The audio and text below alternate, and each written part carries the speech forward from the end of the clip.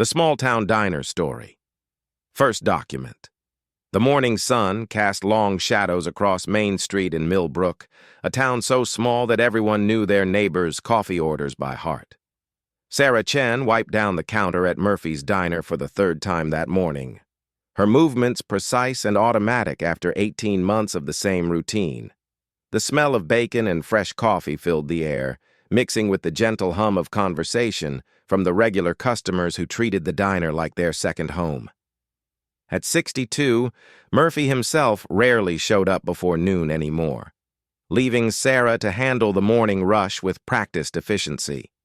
She moved between tables with the grace of someone who had spent years perfecting the art of invisible service, refilling coffee cups before they emptied and remembering exactly how each customer liked their eggs without being asked. "More coffee, Mr. Henderson?" she asked the elderly farmer in booth 3, already reaching for the pot.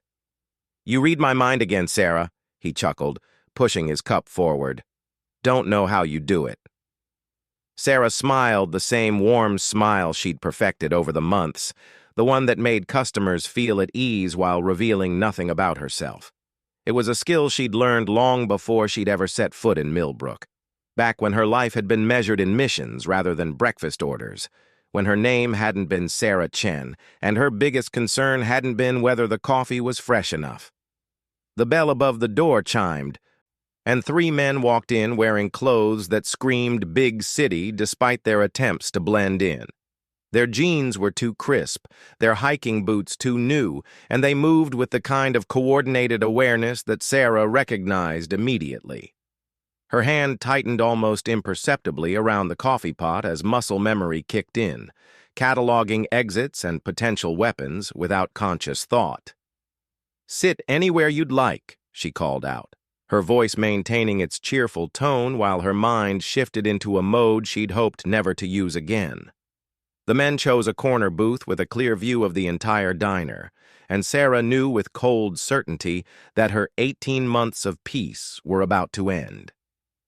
She took her time approaching their table, using the walk to study them more carefully.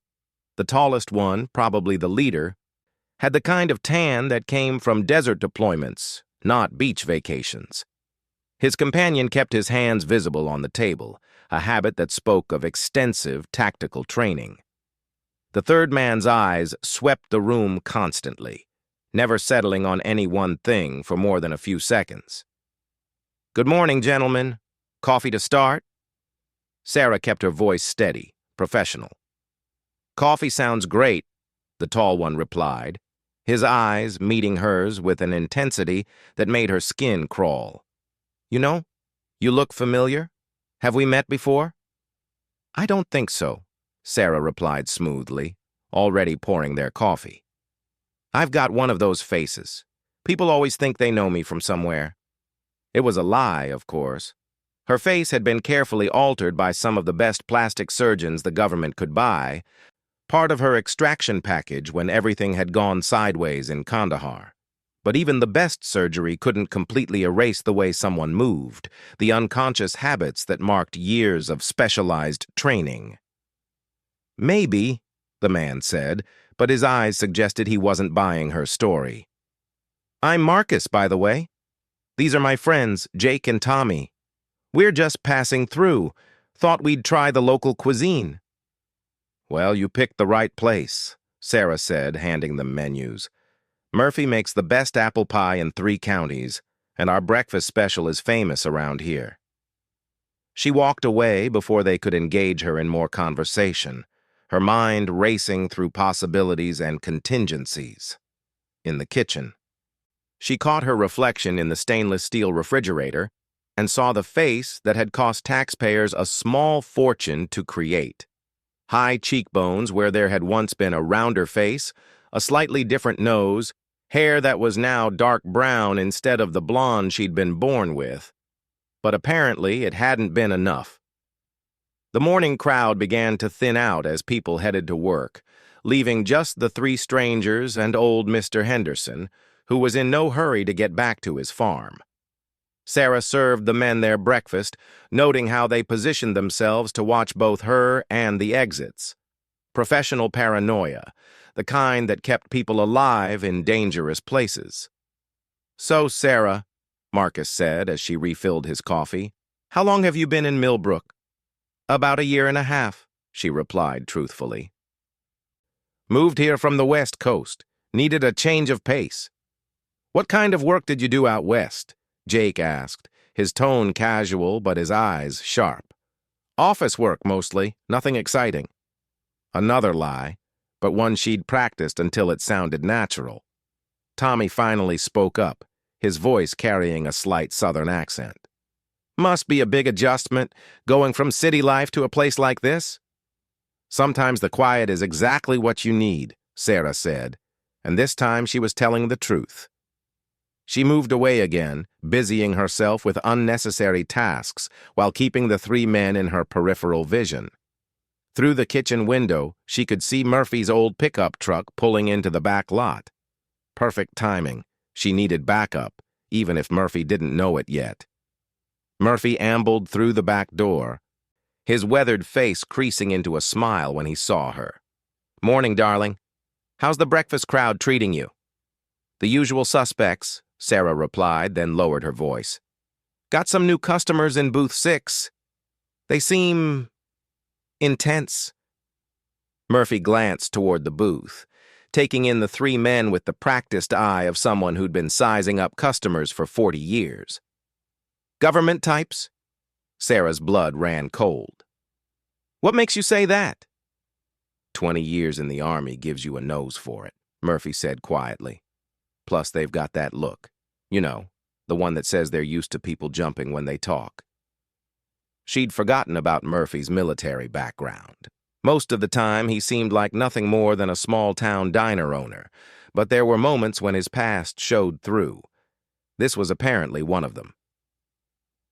"Maybe I should handle them," Murphy said, but Sarah shook her head. "I've got it. They're just passing through." But even as she said it, she knew it wasn't true. Men like these didn't just pass through towns like Millbrook looking for breakfast. They came looking for something specific, and Sarah was beginning to suspect she knew what that something was. The three men lingered over their coffee longer than normal customers would, clearly waiting for the diner to empty out. Mr. Henderson finally left around 10:30, waving goodbye and promising to see Sarah tomorrow. That left just Sarah, Murphy, and the three strangers. "Sarah," Marcus called out, "could we get a coffee refill and maybe have a word with you?" This was it, then, the moment she'd been dreading for 18 months. Sarah picked up the coffee pot and walked to their table, her training taking over as she calculated distances and angles, identifying potential weapons and escape routes. "What can I do for you, gentlemen?" she asked, maintaining her cheerful waitress facade. "We think there might be some confusion about who you are," Marcus said softly. "See, we're looking for someone, and you bear a striking resemblance to her." "I'm sorry, but I think you have me confused with someone else," Sarah replied, refilling their cups with steady hands despite the adrenaline starting to course through her system. "Maybe," Jake said, "but the person we're looking for had some very specific skills: combat training, languages, marksmanship. The kind of skills that might help someone disappear and start over somewhere no one would think to look." Sarah's hand stilled for just a fraction of a second, but it was enough. Tommy smiled, a predator recognizing its prey. "The thing is," Marcus continued, "the woman we're looking for didn't exactly leave her last job voluntarily. There was an incident. Some classified information went missing. Her handlers got a little nervous when she vanished right after that." "That's a fascinating story," Sarah said, "but I'm afraid I can't help you. I've never been involved with anything classified. I just serve coffee and pie." "Of course," Marcus nodded.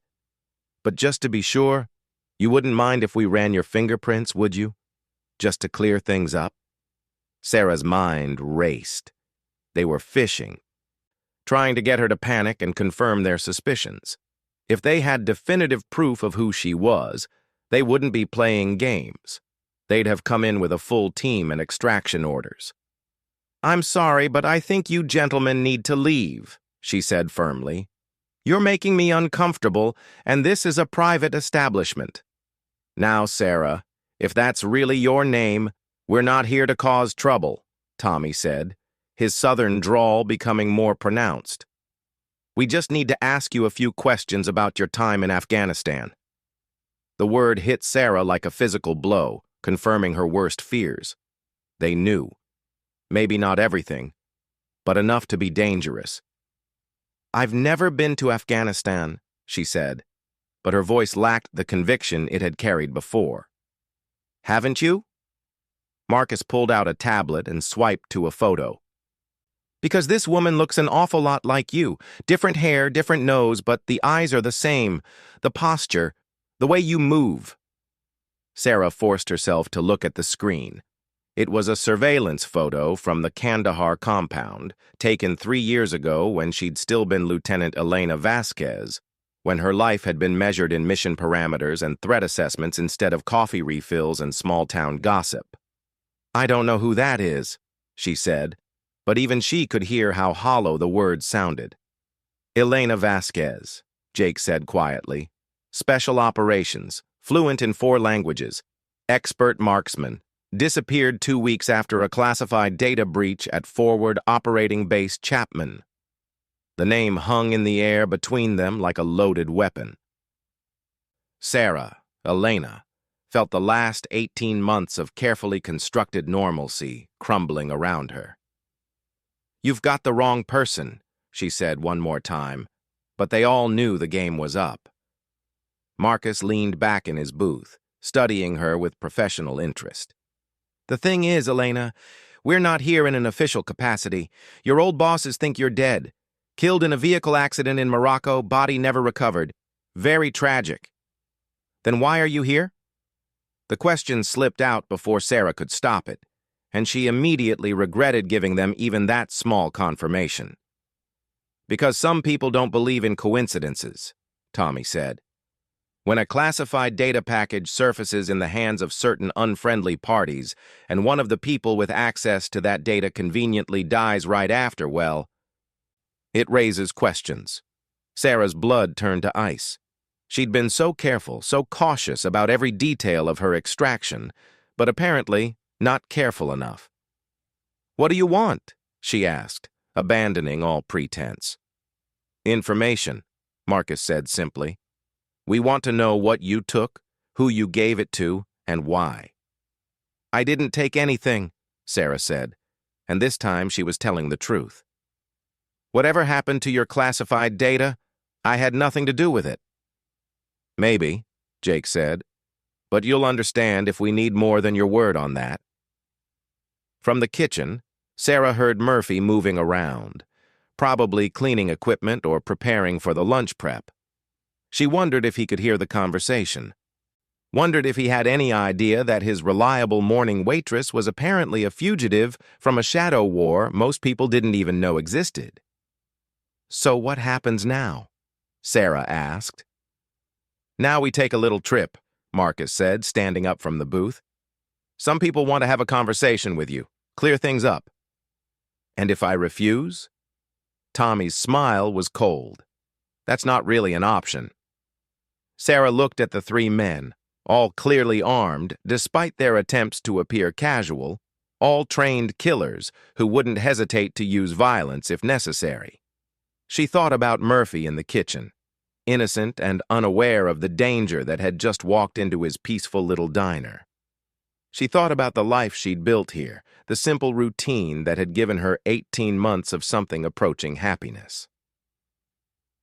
Give me 5 minutes to get my things, she said quietly. 2 minutes, Marcus corrected. And Sarah, don't do anything stupid. We'd hate for anyone else to get hurt. The threat was clear. Comply, or Murphy and potentially others would pay the price for her resistance. Sarah nodded and walked toward the back of the diner, her mind racing through possibilities. She'd known this day might come, had prepared for it as best she could. But she'd hoped, foolishly perhaps, that her past would stay buried along with Elena Vasquez. In the employee break room, she opened her locker and pulled out her purse. checking to make sure the items she'd hidden there were still in place. A clean passport with her Sarah Chen identity, $5,000 in cash, and a small ceramic knife that wouldn't set off metal detectors. It wasn't much, but it was something. She also grabbed the burner phone she'd kept charged and hidden in the bottom of the locker, quickly sending a text message to a number she'd memorized but hoped never to use. The message was simple. Package compromised. Extraction needed. As she walked back toward the dining room, Sarah caught sight of Murphy through the kitchen window, humming to himself as he prepared ingredients for the lunch menu. The normalcy of the scene made her chest tight with something that might have been grief. "Ready?" Marcus asked as she approached their table. "As I'll ever be," Sarah replied. The three men stood up, forming a loose triangle around her as they moved toward the door. To anyone watching, it would look like four friends leaving together after breakfast. But Sarah could feel the tension radiating from her escorts, the coiled readiness of professionals prepared for violence. As they reached the door, Murphy's voice called out from the kitchen. "Sarah, honey, you heading out for your break?" She turned back, meeting his kind eyes one last time. "Something like that, Murphy. Thanks for everything." He must have heard something in her voice because his expression shifted, concern replacing his usual cheerful demeanor. "You okay, darling?" "I'm fine," she lied. "Just fine." And then they were through the door and into the bright morning sunlight, leaving behind the smell of coffee and bacon and the last remnants of the peaceful life Sarah Chen had tried to build in a small town where everyone knew your coffee order, but no one asked too many questions about where you came from. The Small Town Diner Story, second document. The black SUV waited at the curb like a predator, its tinted windows reflecting the peaceful Main Street scene while hiding whatever lay inside.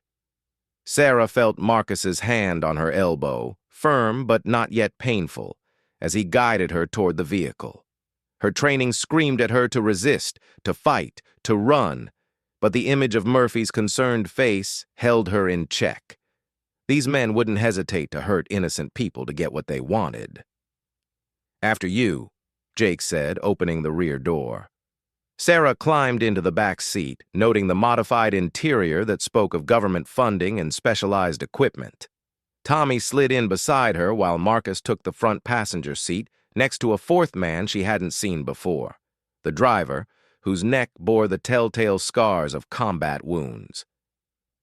"Where are we going?" Sarah asked as the SUV pulled away from Murphy's diner, leaving behind the only place that had felt like home in 3 years. "Somewhere we can talk privately," Marcus replied without turning around. "Don't worry, it's not far." Through the rear window, Sarah watched Millbrook's Main Street disappear behind them, taking with it any hope of the simple life she'd tried to build. The irony wasn't lost on her. She'd spent months learning to make the perfect cup of coffee and memorizing how customers liked their eggs, skills as foreign to her previous life as battlefield medicine would be to her diner regulars. The SUV turned onto Highway 78, heading toward the state forest that bordered the eastern edge of the county. Sarah's situational awareness kicked into high gear, cataloging landmarks and potential escape routes while maintaining the facade of nervous cooperation. The forest would provide cover if she could get away, but it would also isolate her from any potential help. "You know," Tommy said conversationally, "I have to admit, the whole small-town waitress thing is pretty convincing. How'd you learn to make coffee that good?" "YouTube," Sarah replied truthfully. "Amazing what you can learn online these days." "Same way you learned to disappear so completely?" Jake asked from the front seat.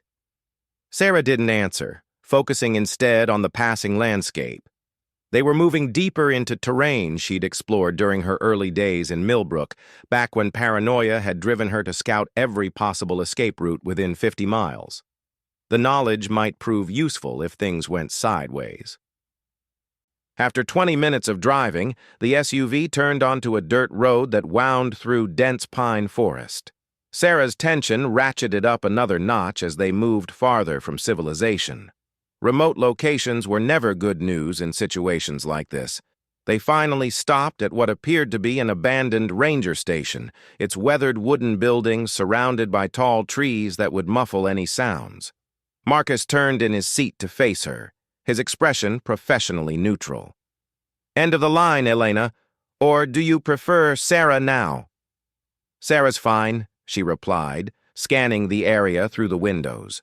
2 buildings, multiple escape routes through the forest, but also multiple positions for overwatch if they had backup teams positioned in the trees. "Let's go inside and have that conversation," Marcus said, opening his door. The abandoned ranger station's main building had been converted into a temporary command center, complete with communication equipment and surveillance monitors, showing feeds from cameras positioned around the perimeter. This wasn't a spur-of-the-moment operation. They'd been planning this for a while. "Please have a seat." Marcus gestured to a metal chair positioned in the center of the room. Sarah remained standing, her eyes taking in every detail of the setup. "I think I'll stand. Thanks." "Suit yourself." Marcus activated a tablet and swiped to what appeared to be a mission file. Elena Maria Vasquez, born in San Antonio, Texas. Enlisted in the Army at 18, fast-tracked through Special Operations training, deployed to Afghanistan at 22.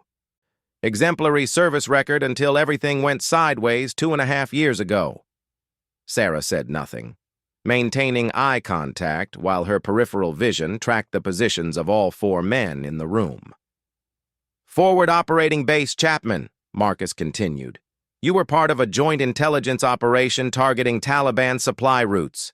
Access to classified information about ongoing operations, troop movements, local assets. Very sensitive stuff." "I'm aware of what I had access to," Sarah said quietly. "Then you're also aware that someone leaked that information to hostile parties. 3 of our local assets were killed as a direct result. Good people, Elena. People with families." The accusation hit Sarah like a physical blow. She'd known that people had died in the aftermath of the Chapman operation, but she'd never known the details. The guilt that had driven her into hiding intensified, even though she knew she wasn't responsible for the leak. "I didn't betray anyone," she said, her voice steady despite the emotion churning inside her. "Maybe not," Jake said from his position near the door. "But you disappeared right after the leak was discovered. Kind of looks suspicious." "I disappeared because my cover was blown and I had a price on my head," Sarah shot back. "Someone wanted me dead, and it wasn't the Taliban." The room fell silent, except for the hum of electronic equipment. Marcus exchanged glances with his team before focusing back on Sarah. "Tell us about the night you disappeared," he said. Sarah closed her eyes, remembering details she'd tried to forget. "I was in my quarters reviewing intelligence reports when my handler contacted me. Said there was a problem that I needed to get to the extraction point immediately. No questions, no explanation." "And you just went?" Tommy asked. "When your handler says move, you move. That's how you stay alive." Sarah opened her eyes, meeting Marcus's gaze. "But when I got to the extraction point, it wasn't our people waiting for me." Marcus leaned forward. "Who was it?" "Contractors, private military. They said they had orders to bring me in for questioning about the intelligence leak. But something felt wrong about the whole thing." "So you ran," Jake said. "I escaped," Sarah corrected. "There's a difference." "What made you think they weren't legitimate?" Marcus asked. Sarah thought back to that night, remembering the details that had saved her life. Wrong protocols. They didn't know the current authentication codes, and they were too eager to separate me from my weapon. "Could have been a communication error," Tommy suggested. "Could have been," Sarah agreed. "But when people start shooting at you, you tend to assume the worst." Marcus frowned. "They shot at you?" "When I refused to go with them, yes. I managed to get away, but barely. Spent 3 days moving through hostile territory before I could get to a secure communication point." And when you tried to contact your handlers? Sarah's jaw tightened.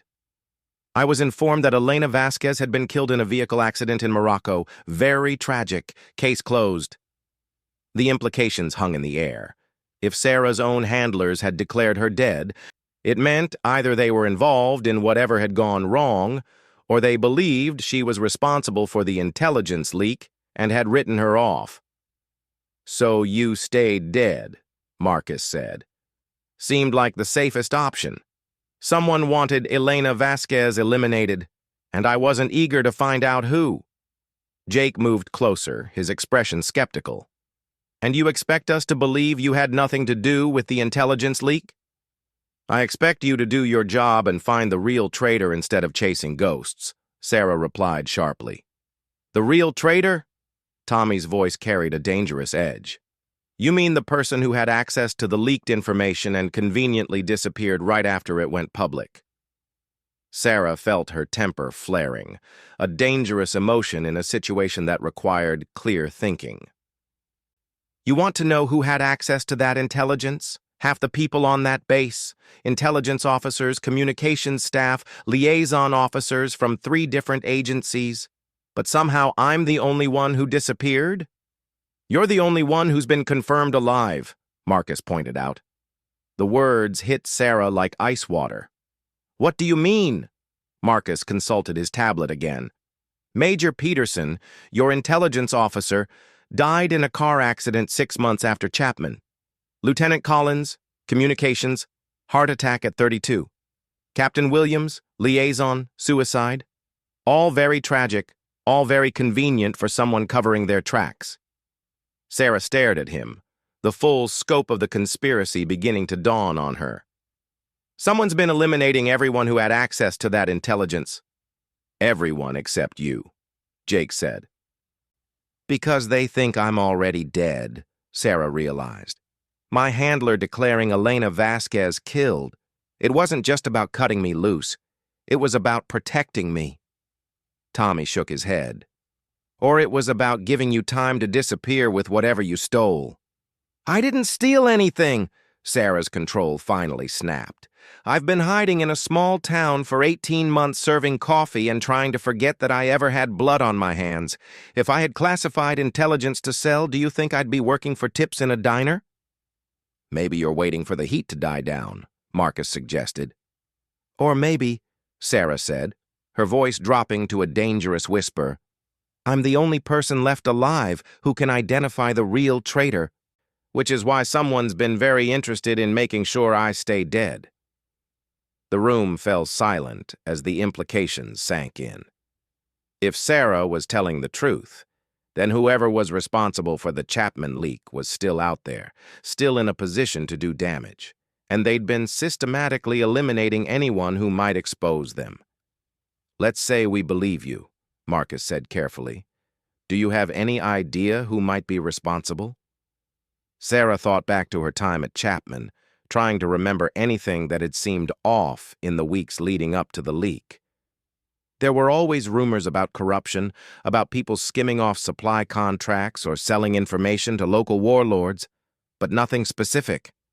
Think harder, Jake pressed. Someone you didn't trust, someone who seemed to know more than they should. Look, if I knew who the traitor was, I would have reported it through proper channels.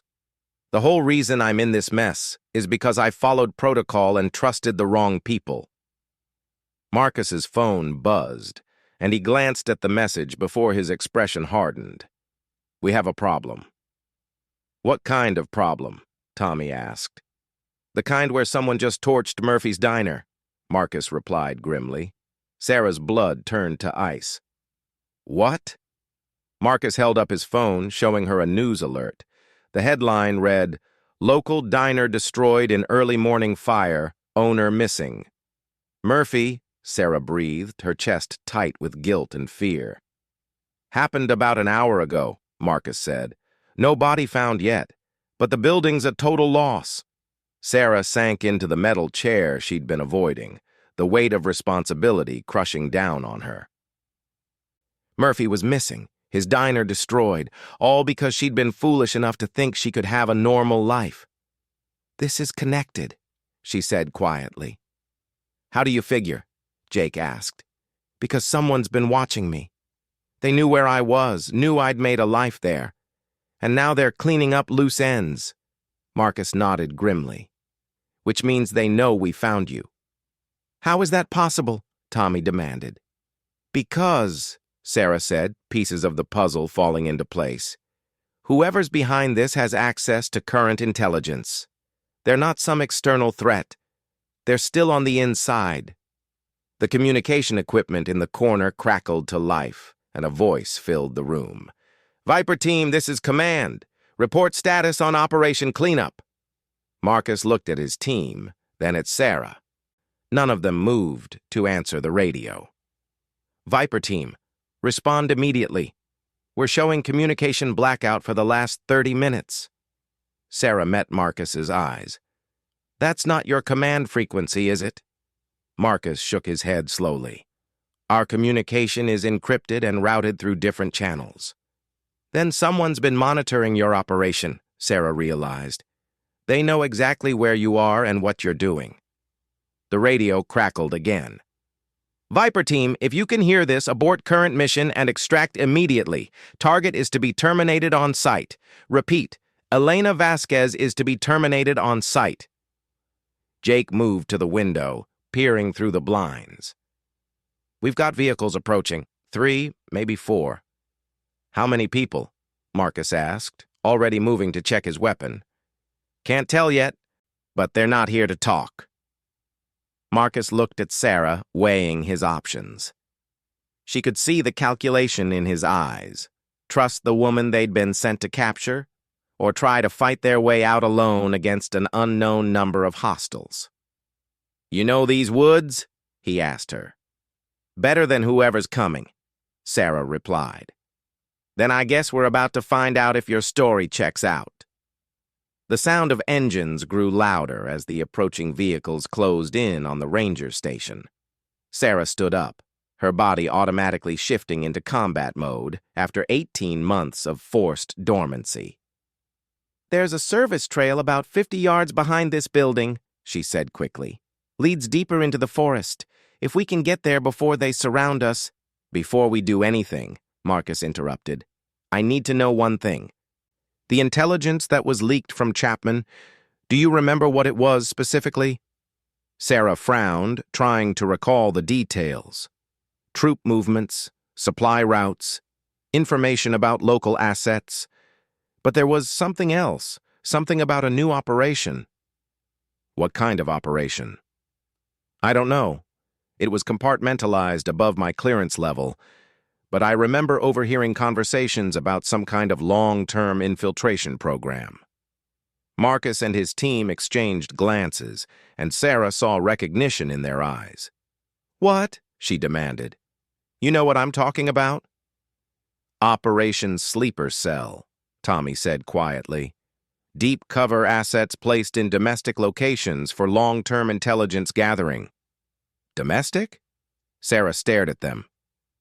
You mean inside the United States? Assets that could be activated if needed, Jake added. People with the training and background to blend into American communities while maintaining the ability to conduct operations if required. The full scope of the conspiracy finally clicked into place for Sarah. Someone's been using the Sleeper Cell program for their own purposes. That's what the leak was really about, exposing the domestic assets so they could be eliminated or turned. Or recruited for private use, Marcus said grimly. The engines outside cut off and they heard car doors slamming. Whoever had come for them was now on foot and moving into position.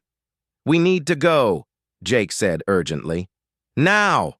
Marcus shouldered his pack and looked at Sarah. Lead the way. And Elena? Yeah? If you're lying about any of this, we're all dead. Sarah moved toward the back exit, her mind already focused on the terrain ahead and the best routes through the forest. If I'm lying about this, we were all dead the moment you found me. She opened the rear door carefully, scanning the tree line for movement before gesturing for the others to follow. Behind them, she could hear the sounds of the approaching team taking positions around the front of the building. "Stay low and move fast," she whispered, "and try not to make any noise. Sound carries in these woods." As they slipped into the forest, Sarah couldn't help but think about Murphy, wondering if he was still alive somewhere or if he'd paid the ultimate price for her decision to hide in his peaceful little town. The guilt threatened to overwhelm her, but she pushed it aside. Right now, survival took precedence over everything else. The hunt was on, and Sarah Chen was about to discover just how far the conspiracy reached and how many people were willing to kill to keep their secrets buried. The Small Town Diner Story, third document. The forest floor was soft beneath their feet, 18 months of fallen leaves muffling their movement as Sarah led Marcus's team deeper into the woods. Behind them, she could hear the sounds of the assault team discovering the empty ranger station, followed by shouted commands and the distinctive crack of radios coming to life. "How much farther to this trail?" Marcus whispered, his breath forming small clouds in the cool morning air. "Another 30 yards, Sarah replied, pausing to listen for sounds of pursuit. "There's a stream that runs parallel to it. The water will mask our sound and scent if they bring dogs." Jake moved up beside them, his weapon ready but not yet pointed at any specific threat. "You seem to know these woods pretty well for someone who's been serving coffee for 18 months. "I told you, I'm paranoid," Sarah said, continuing forward. "First thing I did when I got to Millbrook was learn every escape route within 50 miles. Old habits." They reached the service trail, little more than a deer path that wound through the dense pines toward the heart of the state forest. Sarah knelt beside the small stream that babbled alongside the trail, cupping some water to drink while she assessed their situation. "We can follow this for about 2 miles, she said quietly. "It connects to a logging road that leads to Highway 34. From there, we can—" The sharp crack of a branch breaking somewhere behind them cut her off. All 4 of them froze, weapons raised, as they strained to identify the source of the sound. "Could be an animal," Tommy suggested hopefully. "Could be," Sarah agreed, "but let's not bet our lives on it." They moved faster now, the urgency of potential pursuit overriding the need for absolute stealth. The trail wound through increasingly dense forest, the canopy above blocking out most of the morning sunlight and creating a twilight world of shadows and green-filtered light. Marcus's radio crackled softly, and he quickly turned down the volume.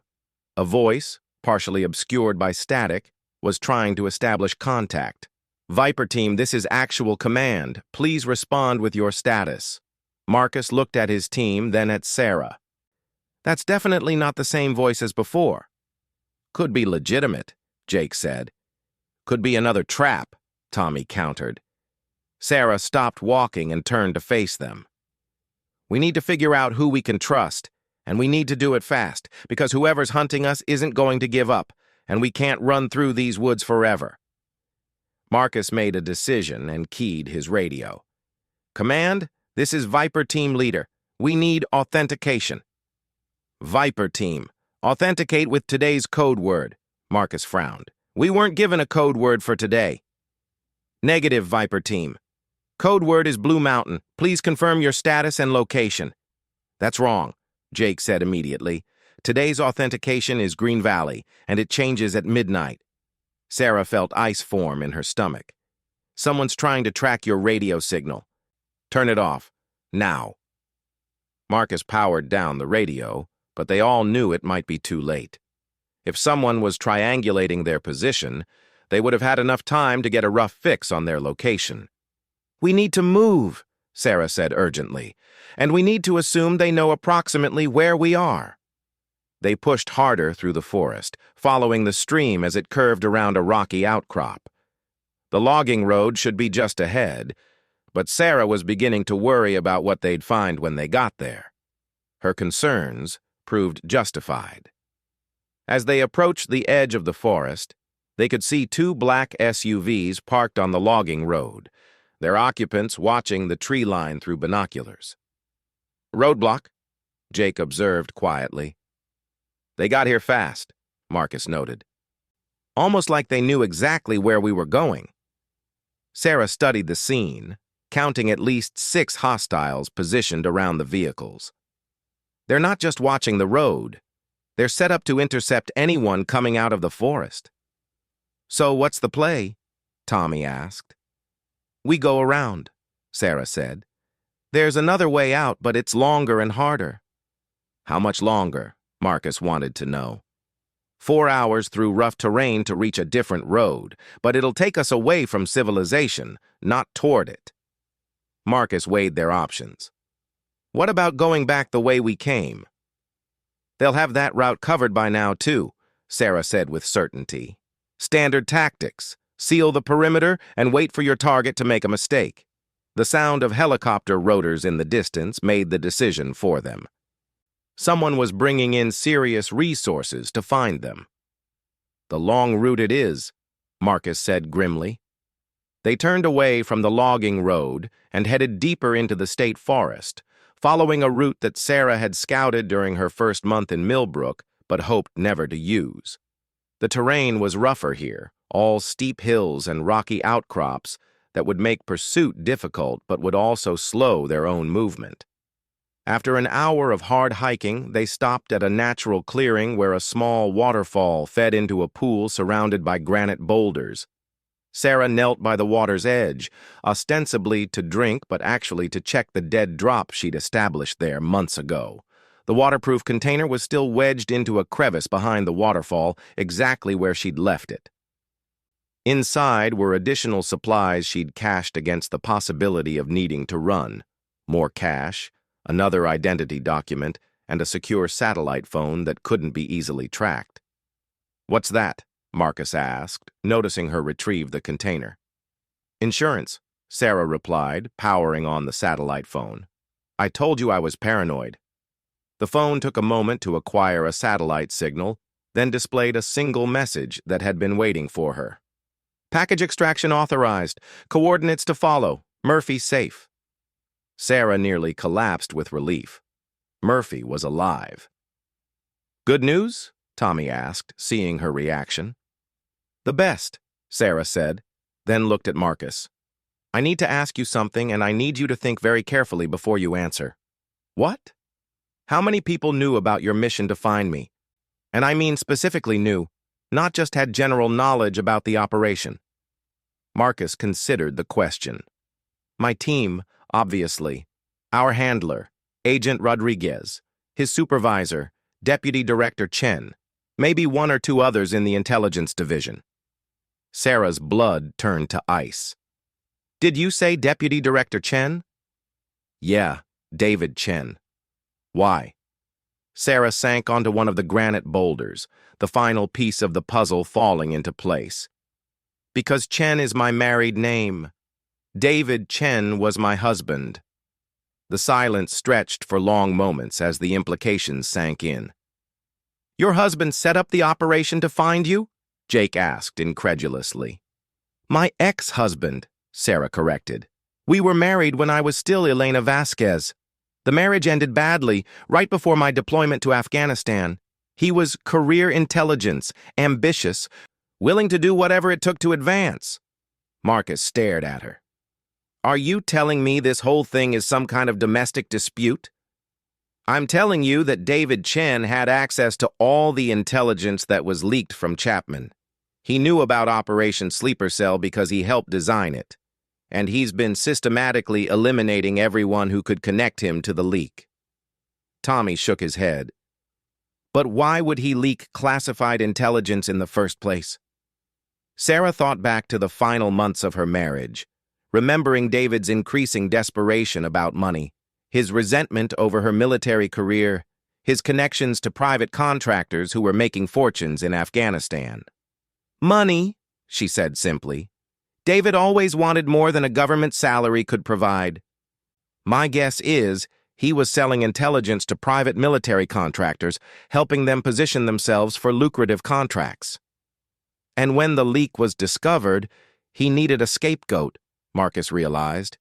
Elena Vasquez, the estranged wife with access to the same intelligence. Perfect fall guy. Sarah activated the satellite phone again. But I disappeared before he could arrange for me to be killed in some convenient accident. So he had you declared dead and then started eliminating the other potential witnesses, Jake added, while using his position to hunt for any sign that I was still alive, Sarah concluded, which is why you were sent to find me. David probably fed your handler just enough real intelligence to make the mission seem legitimate. Marcus's radio, despite being turned off, suddenly crackled to life.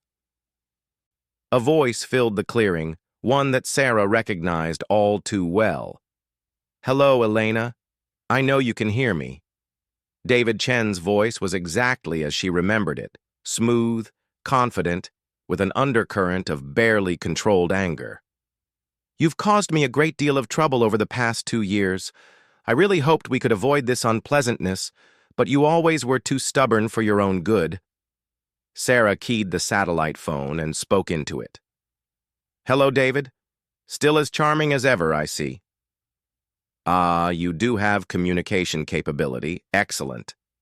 That will make this much easier." "The only thing that would make this easier," Sarah replied, "is if you turned yourself in and confessed to everything. But we both know you're too much of a coward for that." David's laugh carried no humor. "Coward? I'm not the one who's been hiding in a small town for 18 months pretending to be someone else. I've been staying alive, which is more than I can say for Peterson, Collins, and Williams. They served their purpose, just as you will."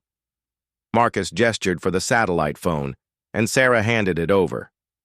"Deputy Director Chen, this is Agent Marcus Williams, Viper Team Leader. Sir, I need to report that we have significant concerns about the legitimacy of this operation." "Agent Williams," David's voice turned cold, "you and your team were given specific orders. I expect you to follow them." "Sir, with respect, those orders appear to have been compromised. We have intelligence suggesting that you have nothing but the word of a known traitor and fugitive. Your orders stand.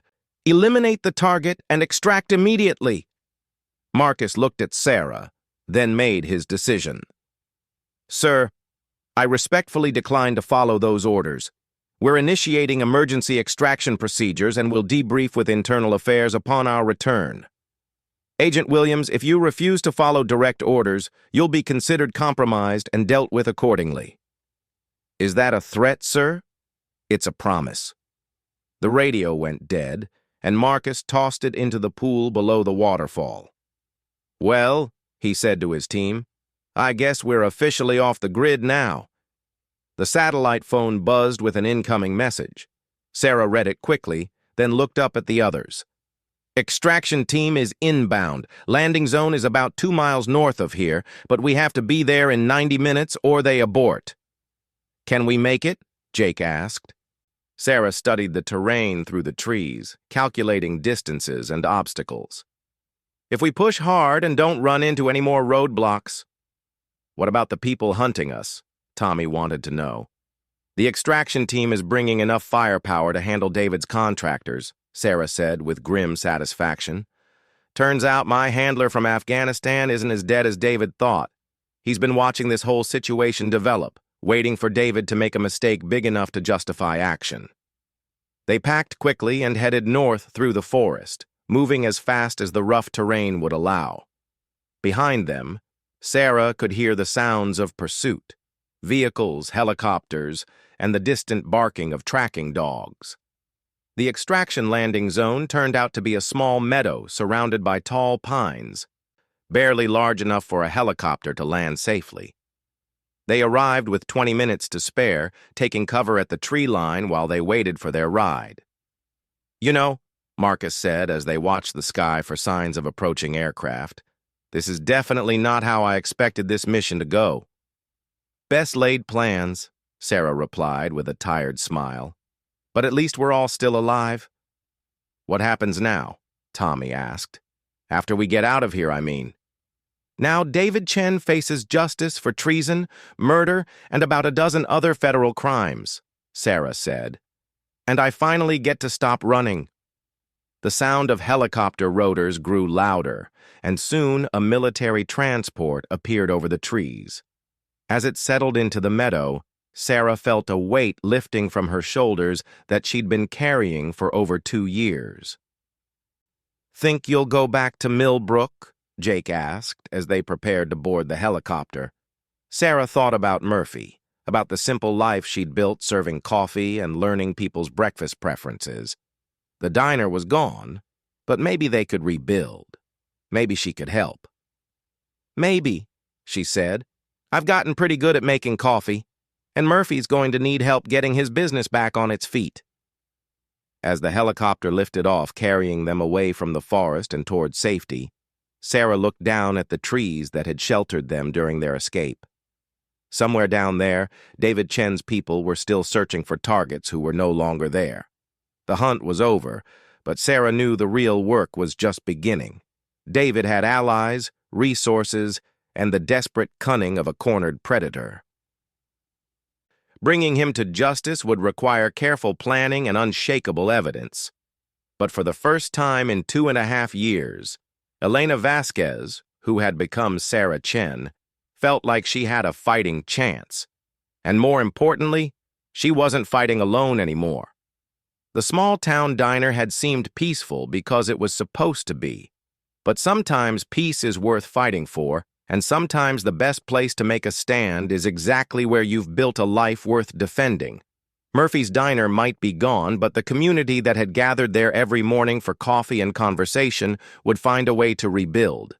And when they did, Sarah would be there to help serve the first cup of coffee in the new place, ready to remember how each customer liked their eggs and to protect the peaceful life they'd all worked so hard to create. Some secrets are worth keeping, and some lives are worth the risk of defending them. In the end, that's what Sarah had learned during her 18 months of hiding in plain sight. That the most dangerous thing you can do is care about people, and the most necessary thing you can do is care about them anyway. The helicopter carried them toward a new beginning, leaving behind the forest and the hunt and the fear that had defined too much of Sarah's life.